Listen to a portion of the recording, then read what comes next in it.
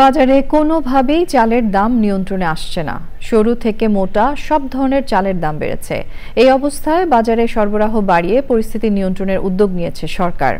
সার্বিক খাদ্য পরিস্থিতি নিয়ে খাদ্য পরিকল্পনা ও পরিধারণ কমিটির বৈঠকে 7 লাখ মেট্রিক টন চাল ও 3 লাখ টন গম আমদানির লক্ষ্যমাত্রা ঠিক করা হয়েছে।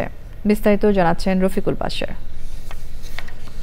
অকাল বন্যার কারণে এবার আউশ আমন ধান উৎপাদন কম হয়েছে, তাই চালের ঘাটতির কারণে বাজারে দাম বেশি। দাম নিয়ন্ত্রণের পাশাপাশি বাজারে ঘাটতি মেটাতে জরুরি বৈঠকে বসে খাদ্য পরিকল্পনা ও পরিধারণ কমিটি। অর্থ উপদেষ্টার সভাপতিত্বে বৈঠকে ঘাটতি মোকাবেলায় 10 লাখ টন চাল ও গম আমদানির লক্ষ্য ঠিক করা হয়েছে। তবে বোরো উৎপাদনের উপর নির্ভর করবে আমদানির পরিমাণ। দাম ও পরিবহন খরচ কম বিবেচনায় প্রতিবেশী দেশ ভারত থেকেই বেশি চাল আমদানি করা হবে, আর পাকিস্তান থেকে 50,000 টন আমদানির চুক্তি চূড়ান্ত পর্যায়ে। আমাদের জাজমেন্টে আমাদের পরিস্থিতি সন্তোষজনক। বাজারে সেটা রিফ্লেকশন হয়তো কতটা পড়েছে না পড়েছে সেটা জানি।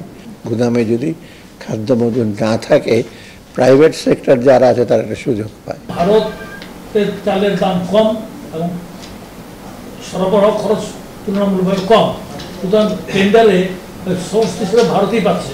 বিভিন্ন দেশের পার্টি, হয়তো সিঙ্গাপুর বেস কোম্পানি অথবা বাংলাদেশ বেস কোম্পানি বা ইন্ডিয়া বেস পাচ্ছে। বাজারে চালের বর্তমান দাম স্বাভাবিক কিনা সাংবাদিকরা এমন প্রশ্ন করেন খাদ্য উপদেষ্টার কাছে। কমলে ভালো হয়, আরো যদি কমে আমি খুশি হব, কিন্তু আপনার একটা জিনিস ভাবতে হবে, কৃষকের কথা ভাবতে হবে, তার উৎপাদন বেড়ে ক্রমান্বয়ে বাড়ছে সেটাও ভাবতে হবে। খাদ্য মজুদ পরিস্থিতি সন্তোষজনক জানিয়ে বলা হয়, দেশে বর্তমানে 8,82,000 টন চাল এবং 3,41,000 টন গম মজুদ আছে। Rafiqul Bashar, channel I, Dhaka.